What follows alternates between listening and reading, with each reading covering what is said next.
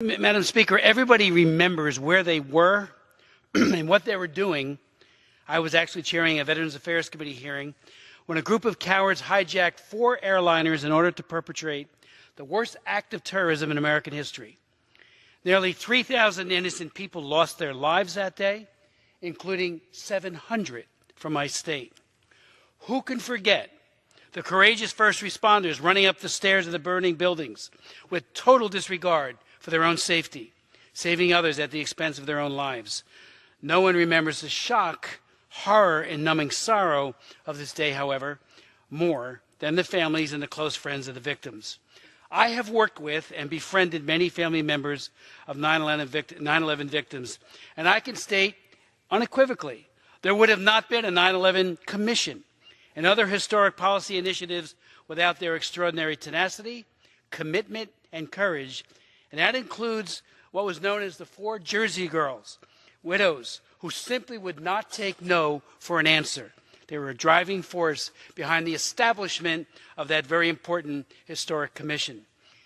I got to know a lot of the others. I actually hired a school principal who lost her husband, Alan, in 9/11, and I'm reminded every time I'm in the district office and other days as well, what she has lost and how painful and how sorrowful that was that day. For more than 17 years, the families and the friends of those who died have had to endure their loss and a broken heart. But now we know the carnage, the consequences, the ongoing loss of life, and the health crisis attributable to 9/11 are even worse than anyone could have imagined.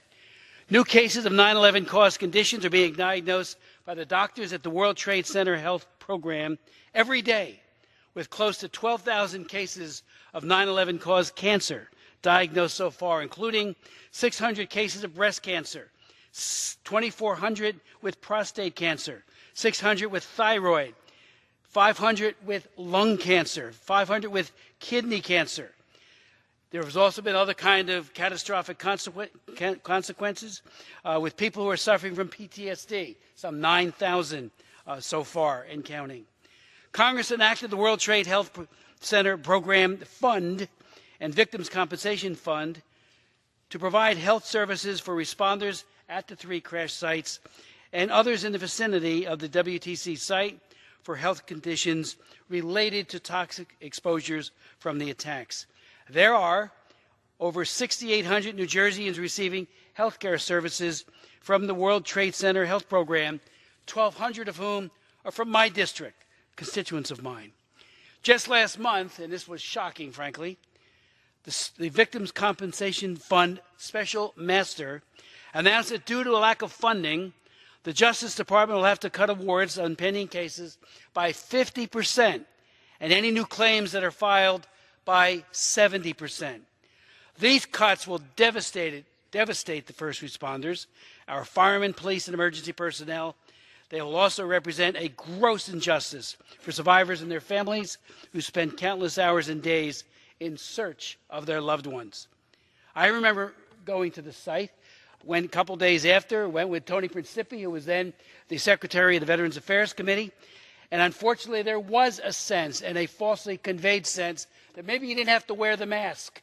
And so many of those guys and those ladies on the ground were breathing in a toxic mix of chemicals that now have manifested in very, very serious disease. This is an important bill. It's bipartisan.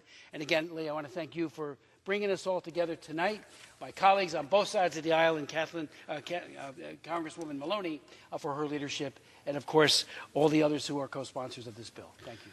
Well, thank you to